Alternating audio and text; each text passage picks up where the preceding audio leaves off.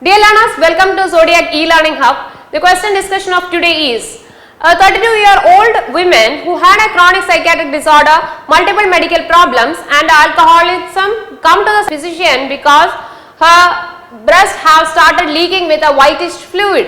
Which of the following endogenous substance is likely to have caused this phenomenon? Options given is estrogen, thyroid hormone, progesterone and prolactin.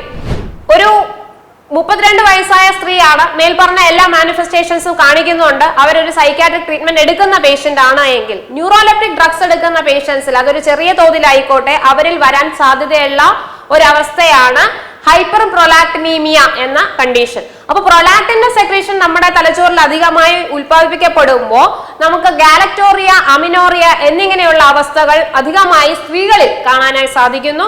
So പ്രൊലാക്ടിന്റെ ഓവറായിട്ടുള്ള influence കൊണ്ടാണ് ഒരു whitish fluid discharge അഥവാ ഗാലക്ടോറിയ സ്ത്രീകളിൽ കാണുന്നത് എന്ന് പഠിക്കുക. Thank you.